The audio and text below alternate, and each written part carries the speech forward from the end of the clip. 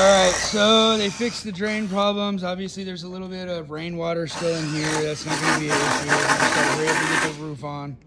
But the first thing we did was we found any high spots on this foundation and we knocked those down with the concrete grinder. Then we checked our dimensions everywhere, outside to outside, to make sure we were well within reason. And then we always pick our two longest walls, which could be that one and this one, or it could be this one and this one, but we want two that are 90 to each other. And then from there, what we do is I bump there and I pull over as far as I can with whatever tape I have available. So right now I got a 35 footer. So I checked this foundation at 12, 16, and then diagonally 20 to see how square we were. And you can see one of my marks right here. And you can see the tiny bit of a jog in the foundation. So it was out about 1/8 of an inch, which is fine. Maybe it was 1/8 strong, right? So then I checked dimension outside to outside over there, and I established that those were within what we wanted it to be. And for this company, we do a 1/2 inch plate overhang. So we want a 1/2 inch of our mudsill sticking over the edge of this concrete. So we pull 5 inches, 5 inches, snap this line, and then from there, because this is a 2-story building, so I want to make sure that we're super duper square to the foundation as possible. So what I did from there was I hooked right here, I went my 5 inches and I made a mark, and then I went from that mark over here 12 feet, right? And then I went from that mark, that line, and I went over there and I arced my tape at 16 feet. Aaron held me here and I went over there with my tape, used my pencil, and I made an arc. And then I went over here and he held me at my 12-foot mark, and I did the same thing. I made a 20-foot arc. That gave me a line intersection over here. Now I can snap through my 5-inch mark, which gives me my 1/2 inch overhang. And I can snap through that line intersection, and that makes me super duper square. Now I can pull everything for that part of the foundation off of this line. And then we triple checked again with our expanded 3, 4, 5 triangle.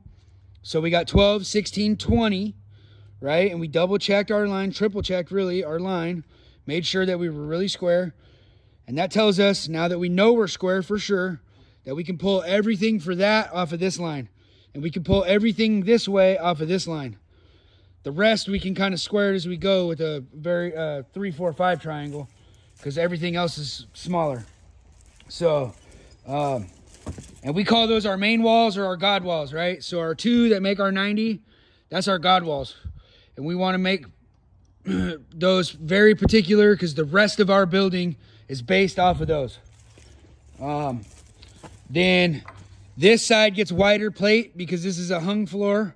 So this is going to be much wider plate.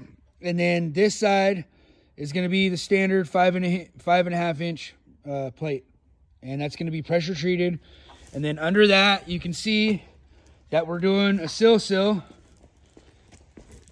And it's a lazy Sunday. We're not in a super rush. It's a good time for me to get video to show you guys what's going on. But and then they misplaced our bolts right here, so we're gonna actually have to do some redheads because I don't like the way those bolts are sitting, but it's fine for now. It'll lock us in for now until we can get redheads in. But this yellow stuff right here, this is called sill sealer, and that helps you with your air seal at your mudsill, and it also prevents the pressure treated from contacting the concrete. And if you see this lighter color wood right here, this is a borate treated wood. It is pressure treated. It's very light, and it's not really made for ground contact, but it's totally usable for what we got going on. And just, if anybody thinks I'm full of it, this is a tag right here, right? This is Timber Saver, pressure treated, superior wood treating. And then it gives you all your dimensions on everything that needs to happen and your specifications. So see reverse for building use and instructions, yada, yada, yada. Right? So it's a borate treated, and it must be used only in above ground situations. And it just says protect the treated lumber from liquid water. And again, because it's not rated for ground contact, we're always going to put a barrier between it and the concrete. That being said, it is treated. And if you ever see like these little white crystals on here, the treatment that they use is actually attracted to water. So, and that's kind of how it fortifies itself. Now, obviously, you don't want to drench any lumber. Even ground contact approved pressure treated. You don't want it to soak in lumber. And that's why we always do extra additional things like Vicor. So we might wrap our posts in Vicor if we know there's some concrete getting poured around it, etc., etc. So I think that this wood for certain applications is rated for the same exact thing. Crush values, etc., etc. But it's a little bit probably cheaper to work with if you don't need ground contact. Like technically anything on top of a foundation should never be in water. You have major problems if the top of your foundation is consistently soaking in water. So those are things to consider. Thanks for watching.